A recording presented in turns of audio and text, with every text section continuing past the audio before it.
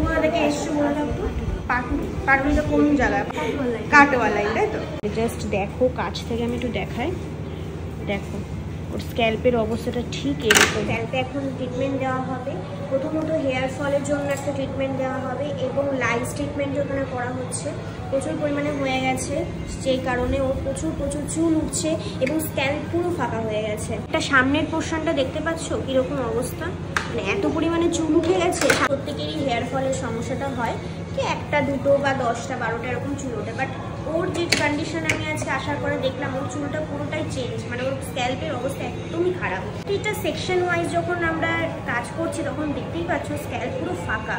তো যারা যাদের এরকম সমস্যা তারা কিন্তু একদম কোনো বাড়ির কোনো টোটকা বা কোনো কিছু দিয়ে কিন্তু ঠিক হবে না। এরকম যদি মারাত্মক সমস্যায় পড়ো তাহলে কিন্তু অবশ্যই স্যালনেই আসতে হবে, কোনো ট্রিটমেন্টের দ্বারাই কিন্তু এটা ঠিক করতে হবে। ওর চুলে প্রথমেই দেখিয়েছিলাম ওর স্ক্যাল্পের অবস্থাটা মানে খুবই খারাপ ছিল, পুরো লাইস ভর্তি ছিল এবং সেই কারণেই ওর অনেক হেয়ার ফলও হয়েছে। আমি তো কাছে এনে দেখাবো ওর মানে স্ক্যাল্পে দেখতেই পাচ্ছ কতটা পরিষ্কার, মানে 90% কিন্তু মানে পরিষ্কার হয়ে গেছে, রিমুভ হয়ে গেছে।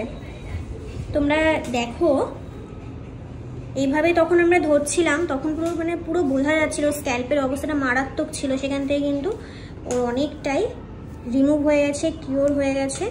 এইবার বাদ বাকিটা তোমাকে কিন্তু বাড়িতে এবার সেটাকে যত্ন করতে হবে, ঠিক আছে? ঠিকঠাক করে শ্যাম্পু করতে হবে, বলে দেবো কী শ্যাম্পু ইউজ করতে হবে সেটা বলে দেবো, হেয়ার মাস্ক দিতে হবে আমরা বলে দেবো, সেগুলো কিন্তু করবে, তাহলে রাফ জিনিসটা আর হবে না। তোমার যে বলছো না রাফ হয়ে যায়, সেই জিনিসটা হবে না। এবার বাড়িতে একটুখানি খেয়াল রাখতে হবে যাতে না ঢোকে মাথায়, ঠিক আছে?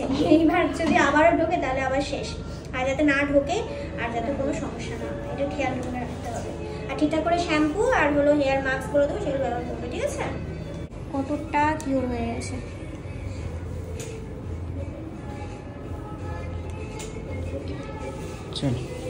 ওকে চলো, যারা যারা এরকম সমস্যায় তোমরা ভুগছো তাহলে অবশ্যই স্যালন ভিজিট করো।